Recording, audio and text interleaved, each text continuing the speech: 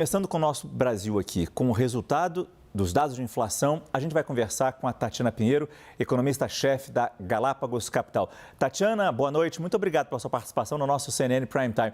Por que os Estados Unidos estão encontrando tanta dificuldade para reduzir a inflação por lá?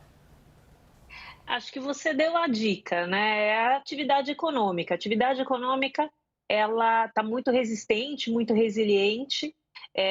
Tanto os dados que a gente chama de hard data, né, que são quantitativos, produção industrial, venda no comércio, tudo bastante forte, criação de emprego, como os dados qualitativos que são mais de expectativa, também estão bastante fortes. E isso, somado com a poupança que ainda existe, né, do auxílio do Covid, ainda existe essa poupança, foi muito dinheiro liberado na época, somado com a renda, né, esse mercado de trabalho pujante americano, e a renda, o salário que cresce, que não apanha muito da inflação. E toda essa expectativa positiva, a economia continua forte e a inflação por lá teima em não ceder, principalmente a parte de serviços. A parte de serviços nos Estados Unidos acelerou no mês de março em relação ao que tinha sido registrado em janeiro e fevereiro.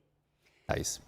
Oi, Tatiana, boa noite, que bom tê-la aqui conosco. Tatiana, foi uma reação rápida. O mercado brasileiro, já vou trazer os números aqui, comemoraram o fato do IPCA, a nossa inflação, ter seguido num processo mais benigno qualitativamente, mas também pelo número. Assim que saiu a inflação americana, meia hora depois, degringolou tudo e foi assim no mundo inteiro. A grande pergunta essa inflação nos Estados Unidos mais alta, uma expectativa de que o Banco Central americano, sabe-se lá quando vai conseguir cortar os juros, o quanto atrapalha o nosso Banco Central aqui na dinâmica que ele já adotou de reduzir a taxa Selic?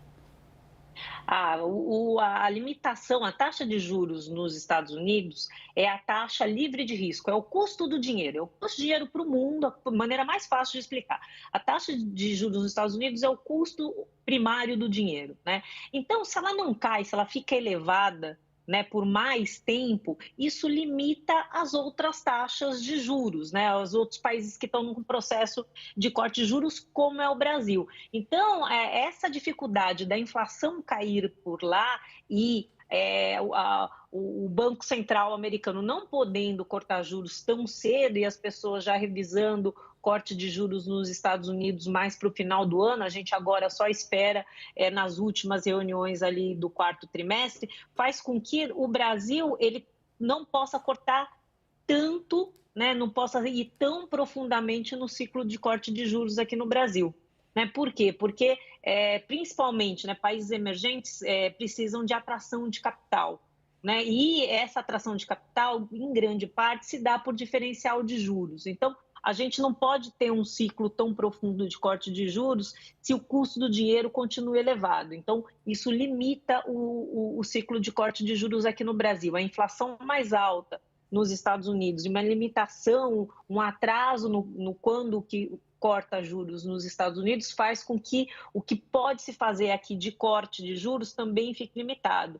Então, muito provavelmente, o que a gente acredita é que o Banco Central, não agora na decisão de maio, que é a próxima, ele deve manter o ritmo de 50 pontos de corte, mas de junho em diante, ele deve desacelerar o ritmo, passando para 0,25 de corte por reunião. E chega a quanto até o final do ano na expectativa de vocês, Tatiana, só para a gente terminar? Com essa limitação da economia americana, os juros aqui vai chegar a 9%. Antes eu previa podendo chegar a 8%, mas se o custo do dinheiro no mundo continua alto, aqui o Brasil a gente vai ter que fazer um ciclo de corte de juros menor.